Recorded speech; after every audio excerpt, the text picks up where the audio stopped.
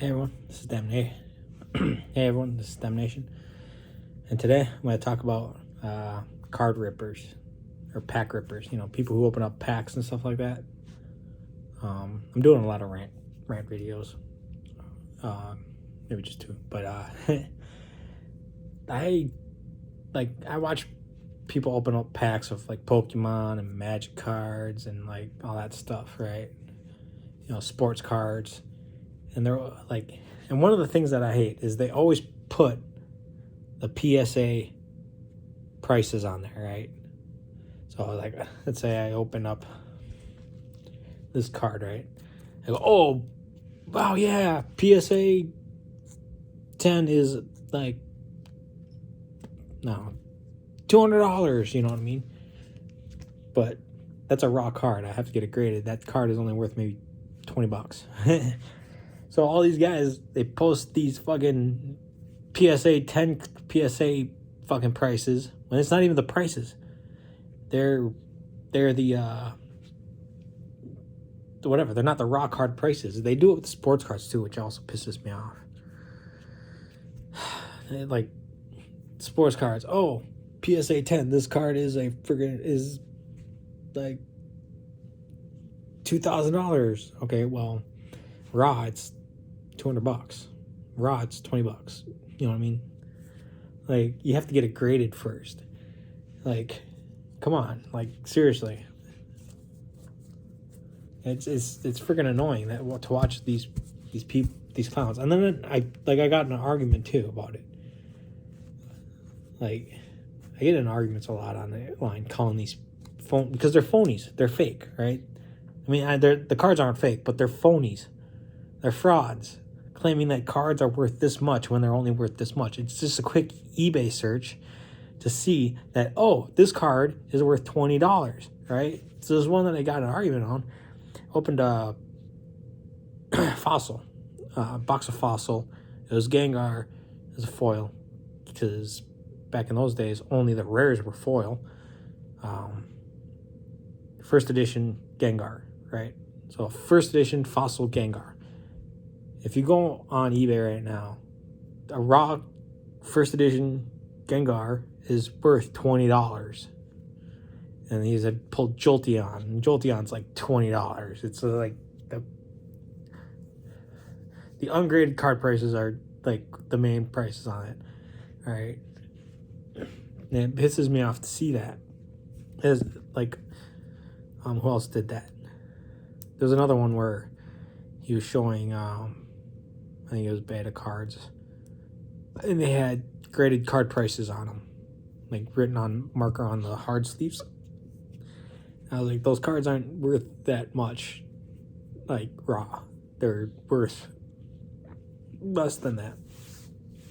And I was like, oh, Black Lotus, a Beta Black Lotus, raw isn't worth 100,000. There's no magic. So what's funny is they brought up, oh, a Black Lotus autograph sold for $250,000. I'm like, yeah, but you forgot taxes and auction fees and all that stuff, which brings it under 100,000, right? Like, even he even said, it's like, oh, if even with taxes it takes off 50%, blah blah blah, you're still making over 100,000. I'm like, no, you don't know how taxes work. If I make 700,000 and I have to pay taxes, they're taking out $200,000 out of my taxes, right? So if I'm making, say, oh, then this goes back to that dumbass on Value Entertainment talking about, oh, I sold my 2 Gretzky cards for 1.2 whatever $million, right? You know how much he got? Under $1 million because of freaking taxes and auction fees and all that stuff. You're not making millions and hundreds of thousands of dollars. Oh, like I said, he brought up the Black Lotus that was autographed by the artist. All right, the artist has passed away. He's been deceased for a while now. But that card sold for this amount of money and stuff like that. That's because it was autographed. All right, it wasn't a 10. It was like a 9.5 or something like that, autographed by the artist. You know what I mean? So it's like, do you know what you're talking about? Because raw Black Lotus mint condition is under $10,000. It's like a $9,000 card, right? And there's been no PSA 10s or BSG 10s that have sold for over 100,000. There's been no 9.5. There's been no 9.5s or 9s that sold over 100,000. They've all been under, right? So when people say these card prices and stuff like that, another one was like on a Pokemon post, I think Jason Page, who sings the opening theme song to Pokemon, it's a $250,000 Charizard card. Yeah, if it was graded a 10, but then the people are saying, as of late, nothing's have sold over that much. It's all been, cheaper prices. But raw, a Charizard, first edition Charizard, from the only way to get that was a pack, or they gave it in a deck box. Believe it or not, Charizard came in a deck box. It was like, that was one way to get it, or if you opened up a lot of packs to get them, right? But like, his card is only maybe worth like $1,500, $2,000, right? Like mint condition, ungraded. So it's like, people say these prices on their card pulls, and they do it with sports, and it pisses me off on sports, because like, yeah, ungraded the card is worth like $300-$400, right? But graded, you can get like maybe $3,000, $4,000 for it. But when you list just the PSA part and you have a raw card, you still have to get that card graded and hope it comes back as a freaking 10 or a 9 to get any form of cash. Because if it's a $300 card, after 5 is where your value is. Under 5, it's whatever. But most cards are over 5, over about 8 or 9, whatever. Anyways, I don't know. It pisses me off watching these pack openers, pack rippers, right, being disingenuous about pricing with cards that are raw cards. So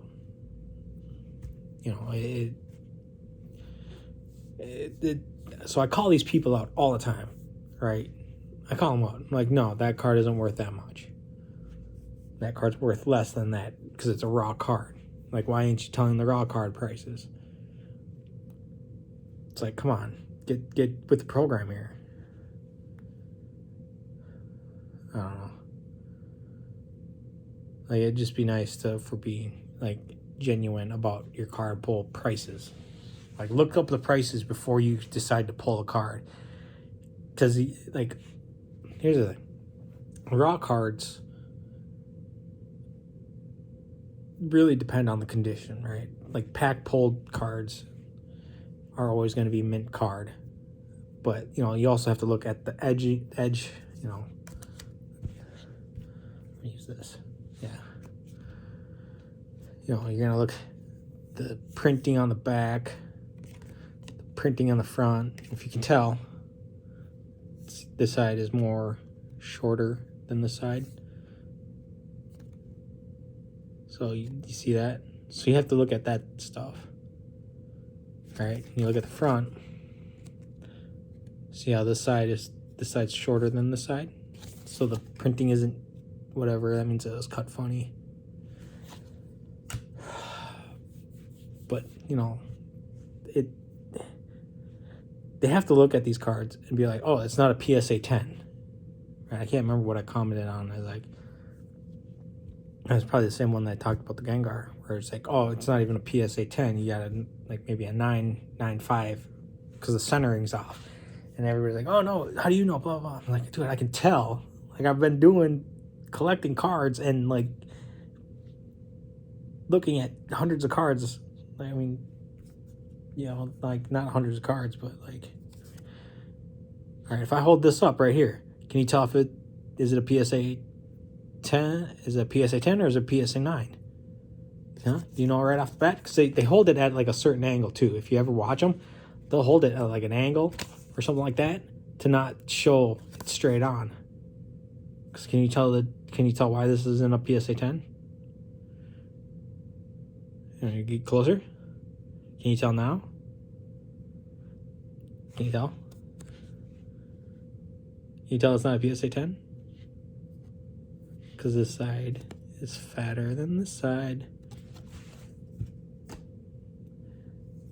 That's why they hold, like, if you ever watch card openers, that's why they hold it at, like, certain angles. Because they don't want to show that it's not a PSA 10. So these people the pack openers are being disingenuous. All right, same with sports card openers. You know, they show the PSA 10, it comes back as like, oh, you should probably get back it with modern cards. They're a little bit more, whatever. Oh, it's a 9.5. Oh, I shouldn't have gotten a 9.5. It's a 10, but you know, like something's wrong with the corner, or there's something on the face of the card and all this stuff that brings it down a point. And yeah, it's just like pack openers are the most disingenuous people on the internet right now. I don't know, but yeah, that's my opinion. I mean, it's almost just like whatever at this point in time. But yeah, these people who argue with me think they're smarter than me, and it's like, no, dude, I collect stuff for a living. You know, I've done this since I was like early 90s when Pokemon came out, mid 90s when 96 when Pokemon cards came out and stuff like that. I've been doing this a long time. I've been playing Magic the Gathering since beta. I don't have beta cards anymore. Like a lot of things when you're a kid, they get tossed out and stuff like that.